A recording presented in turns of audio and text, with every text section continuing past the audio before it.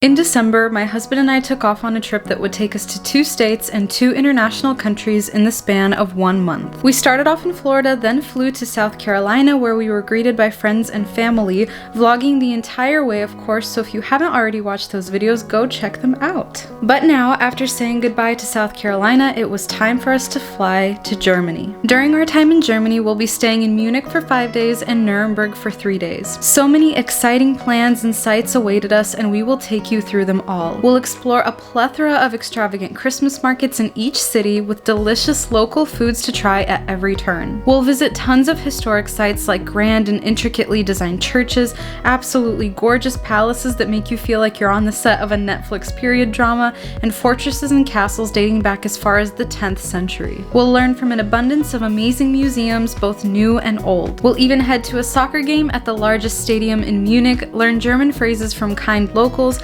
venture to the highest towers to see the city from above, and so much more. So get comfy, grab a hot mug of heiße Schokolade, and enjoy a peek into all the wonders that Germany has to offer. As we navigated the airport, tons of thoughts were crossing my mind simultaneously. Would we be able to communicate with people? Would we be able to figure out how to use public transportation? Would we be able to fit all the activities on our itinerary for each city? So many questions swirled in my head, but no matter what happened, we knew it would be an experience to remember.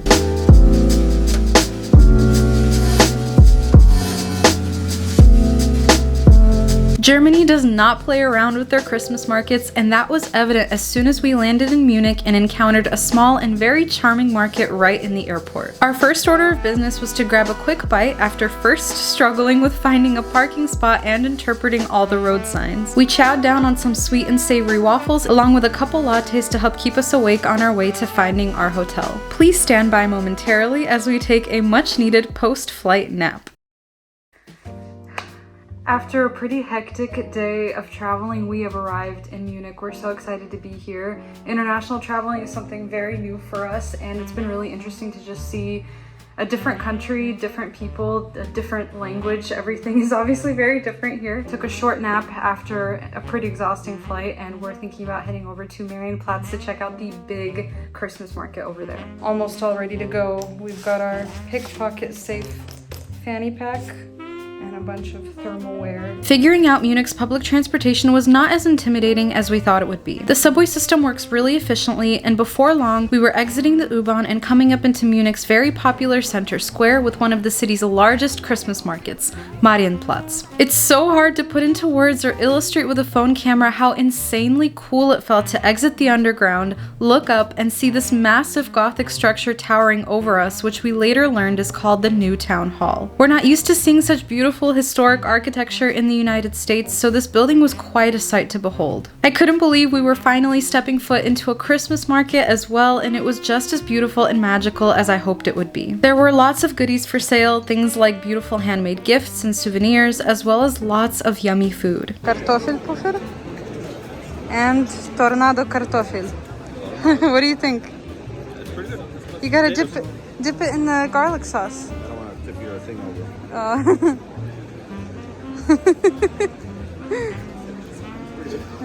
There's a huge line for these things. They're pretty popular.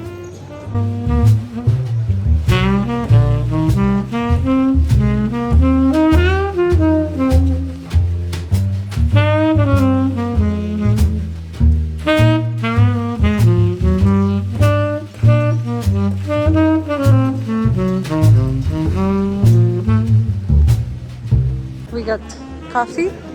Can you say again what we've got here? It's cappuccino. Let's see it. It's very, very thick milk, very thick. And this is macchiato. First day in Munich, first time ever at a Christmas market.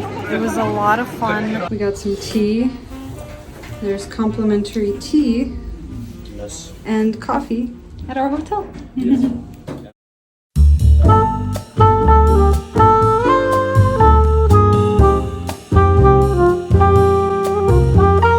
Munich us home to the BMW Museum, an obligatory stop for many tourists, and we were no exception. Though I'm not much of a car junkie myself, everything inside of BMW World was so well put together and it was a joy to walk through all the displays. Of course, there was a Christmas market-esque Glühwein booth inside with a lovely ski lift bench to sit in. There was also this little robot riding around where you could place orders from a super futuristic coffee stand, which was actually entirely run by robots. We are taking this walkway down to the actual museum. We were just at sort of like the plaza and business center, and there were a bunch of stores and cafes.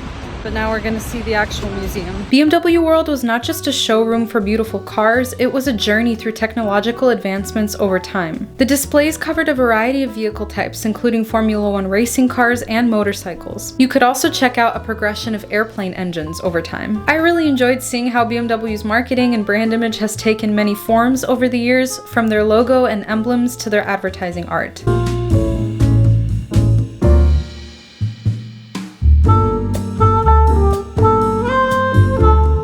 We ended our visit by checking out the gift shop, which had some really great vintage postcards, and we enjoyed some coffee and pastries at the coffee shop next door. The portion sizes are very small. We got so excited to eat it that I didn't even film it. Now we've arrived at Olympia Park. It's right next to the BMW Museum, maybe just 3-4 minutes away. And we are going to go up that tower.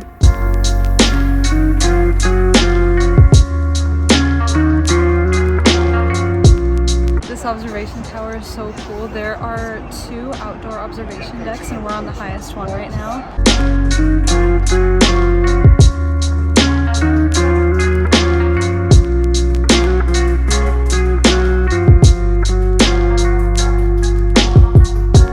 We couldn't let a day go by without checking out another Christmas market, and the one we visited today was very different from the large market at Marienplatz from yesterday. This market, called Christmas Market at the Chinese Tower, was mostly patronized by locals rather than tourists. It had such a charming and relaxed ambiance and a very cozy, woodsy feel to it. We are huge fans of honey, so this booth instantly drew our attention. It was selling lots of cool honey products, including a variety of handmade candles in various shapes and sizes. With the help of the kind vendor, we chose a few small jars of honey to try. He even taught us a couple phrases in German, including how to say "excuse me," which will come in very handy when making our way through crowded Christmas markets. Entschuldigung. Entschuldigung.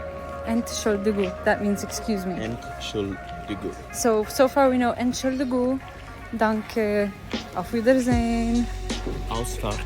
Ausfahrt, Einfahrt, and they say hi, they say hello, hello. Yeah. There was a curling court in the center of the market, which we tried our hand at briefly, and needless to say, I definitely looked like an amateur next to the family playing beside us. That's okay. This market was located in the English Garden, which is one of the biggest urban parks in the world.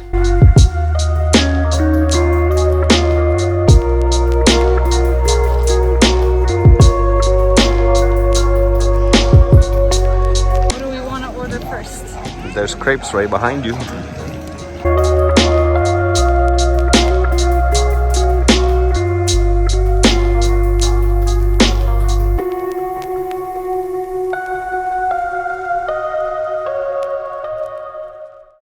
Remember how I said we aren't used to seeing historic architecture in the United States? Well, the insanely cool Gothic structure at Marienplatz was only the tip of the iceberg of beautiful historic sites in Munich. Today's itinerary is jam-packed with a ton of iconic spots in Munich's Old Town in the city center, including a trip to the largest city palace in all of Germany. And don't worry, just because our itinerary is packed doesn't mean we won't visit yet another Christmas market today too. First on our list was the Theatine Church, a Catholic church built from 1663 to 1690. It was founded by Elector Ferdinand Maria and his wife Henriette Adelaide of Savoy as a gesture of thanks for the birth of the long-awaited heir to the Bavarian crown, Prince Max Emanuel, in 1662. I don't know about you, but I'm not familiar with any moms who have gotten a whole church built for them as a present upon delivering their child. The Baroque architectural style inside was nothing short of spectacular, and I'm pretty sure I had my jaw dropped for at least half the time that we were in there. As we made our way towards the next stop, which would be a royal palace called the Residence, we came across a lovely Christmas market in one of the palace courtyards. Both the markets we've been to so far have been really beautiful, but the booths here were especially elaborate and festive.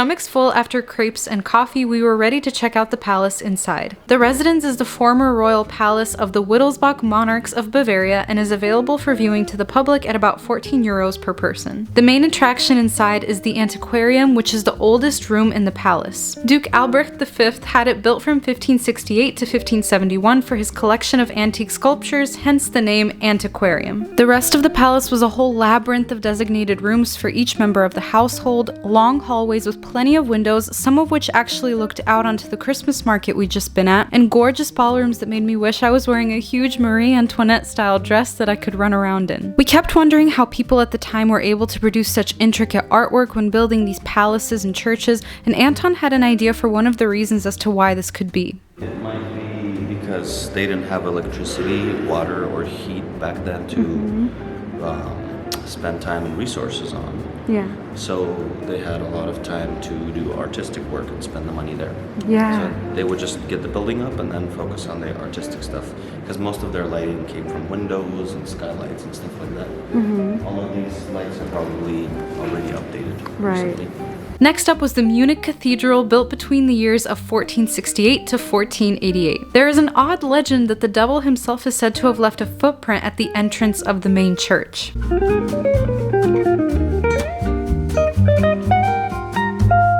To get a good view of the old town from above, we came back to Marienplatz and took an elevator up one of the towers. It was definitely a tight fit, but well worth it. This tower is very tiny.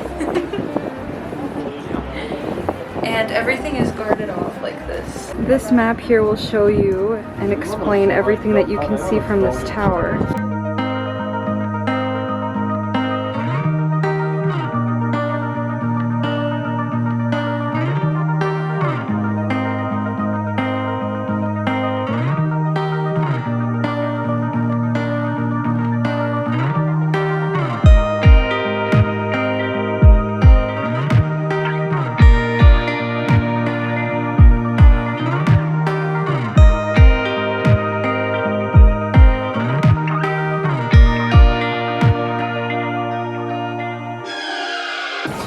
Okay, we hit all of our stops today in the old town, and now we are headed over to a market. It's called WWII Market, if I'm pronouncing it correctly, and that'll be it for today.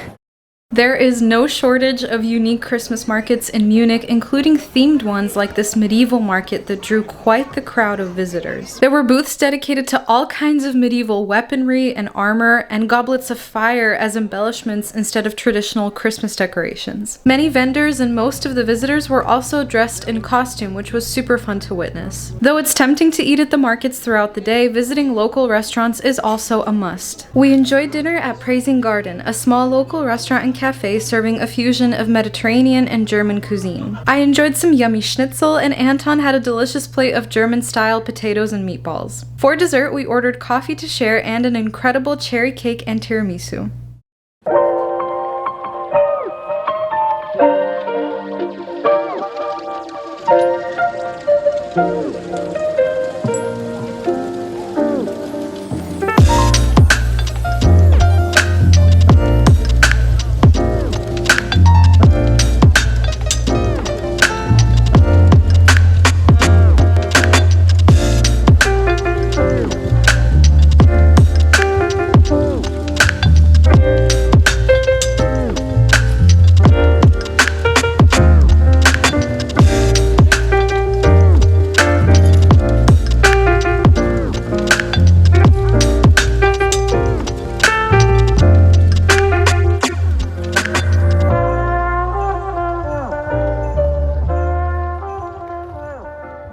Breakfast at a French cafe.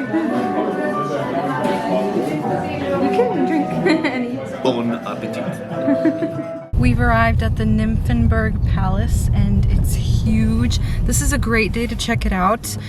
I mean, it's kind of twofold because on the one hand there are a lot of people here because it's a Sunday, but the weather is stunning. It's been pretty rainy and gloomy in Munich while we've been here, but today, though it is very cold, it's very, very sunny. The Nymphenburg Palace is about a 20-minute drive from Munich city center, and there is much to see here. The same architect that worked on the Theatine Church we saw a couple days ago designed this project as well. And remember that heir the Theatine Church was built after, Prince Max Emanuel? Construction of the Nymphenburg Palace was also begun around the time of his birth as a summer residence for the family. At the palace, you can also check out the Museum of Carriages and Sleighs, which houses over 40 coaches and sleighs as well as riding equipment that belonged to the royal family. The main showpiece of this museum is the coronation coach of Emperor Karl VII, one of the most beautiful state coaches in an elaborate French Rococo style. The palace gardens were also a real treat to walk through as the sun was beginning to set.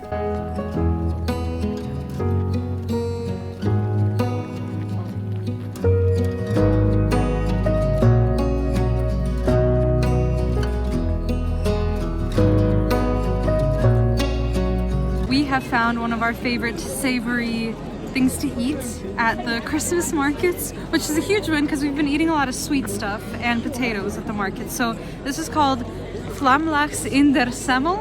I think that's how you say it. So that just means salmon in a bread bun, and it's got some lettuce in there and honey mustard, and it's really, really, really good.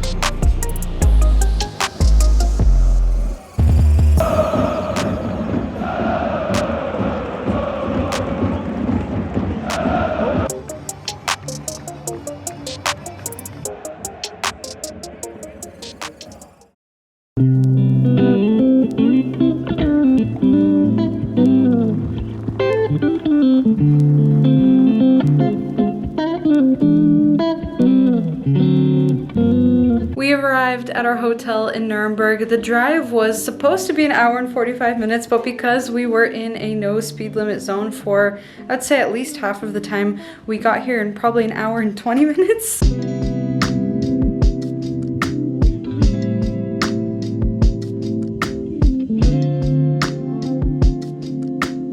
Before our flight to Munich, we met and chatted with a German woman who had asked about what we were planning to do during our trip. After telling her where we were going, she enthusiastically told us that the market in Nuremberg would be the best one by far. Before making it to the main market, we came across this small one that seemed to be geared towards young kids. Later on, we even came across a camel, donkey, llama, and sheep in a nativity-like barn set up right on the street. Just a short walk away was the main attraction, the Nuremberg Christmas market, one of the oldest and most famous Christmas markets in the world.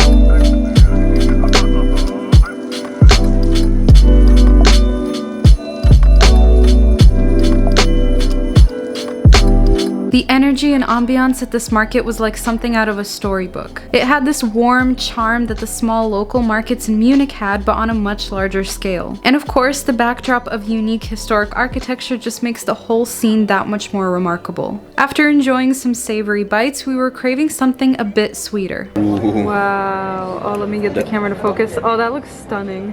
And then you grab a cherry. Do you remember what it was called? Kirschen. Kirschen is the cherries. Yeah. This is called Dampfnudeln, and I don't even know how to. What is this? It's a blob of dough with vanilla sauce on top. Like cream with cherries. Wow. It's really good.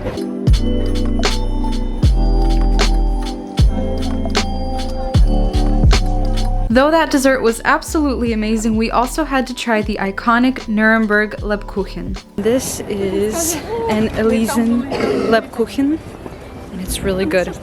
It's my favorite thing, my favorite dessert right now.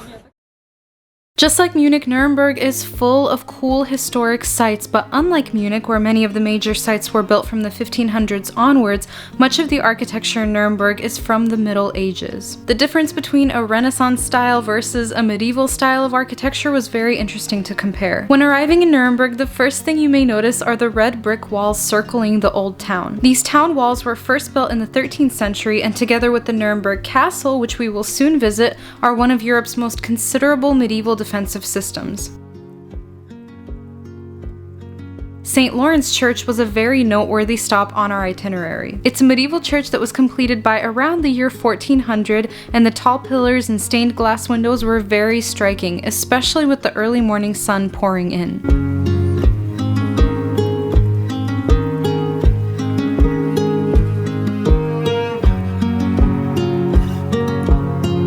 We then made a quick stop at Nassau House, the last still existing medieval residential tower in Nuremberg. This looks like a very low door.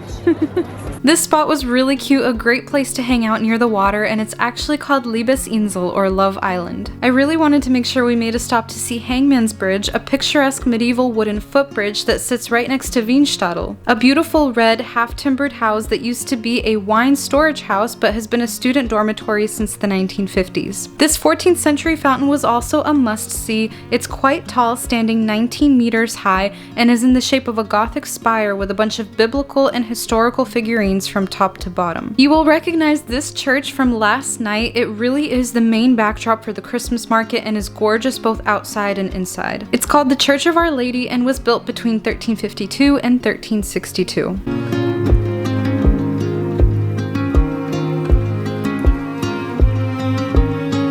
This beautiful street lined with colorful half-timber buildings has a very, very long name that I will not be able to pronounce, but it's a pretty popular location for a great photo op, which we, of course, had to take advantage of. The grand finale to our exploration of Nuremberg's Old Town was a visit to the Imperial Castle of Nuremberg. The steep walk had us huffing and puffing a little bit, but we made it. This castle is really a relic of history, as it was originally built in the year 1200, but was restored several times since then. Inside, you'll be able to look at the chapel, as well as a museum that really immerses you into medieval armor and weaponry, among other things. We also went up the Sinwell Tower, a landmark that is visible and recognizable from many areas in the old town.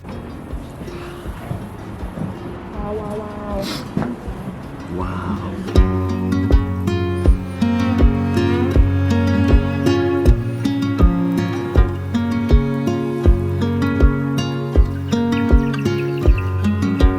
There was a cafe up here, but we decided to go back down to the Christmas market for some delicious hot chocolate and chimney cake, a spiraled tube pastry that can be coated with a variety of toppings, and we chose a yummy hazelnut coating. This is our Aldi haul.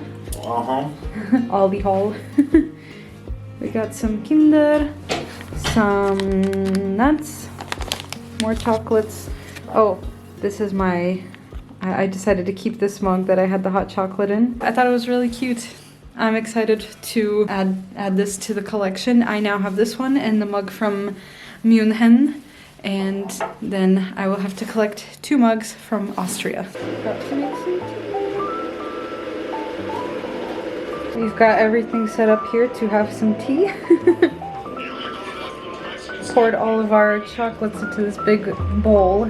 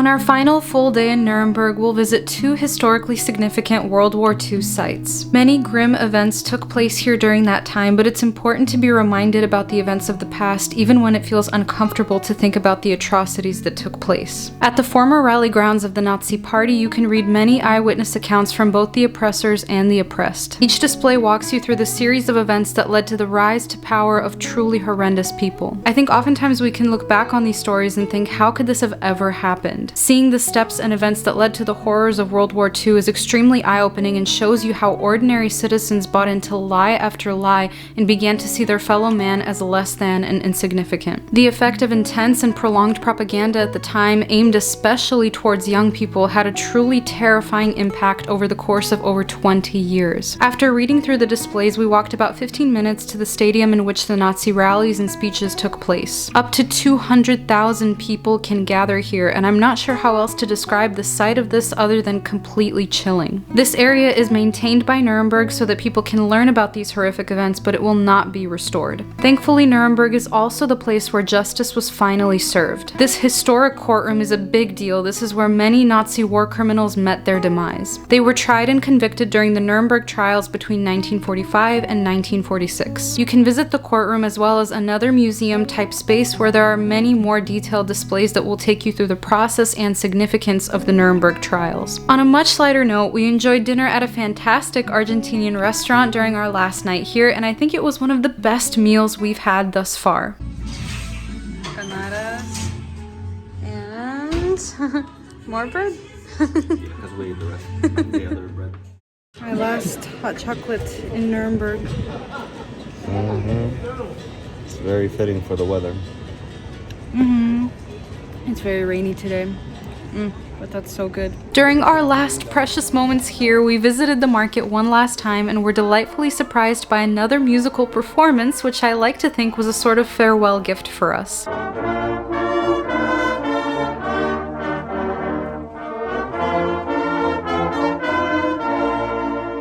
Now we hit the road to drive to Austria, where we will spend another 10 days filled with more whimsical Christmas markets, delicious food, insane palaces and churches, and a New Year's Eve celebration to remember. See you there soon!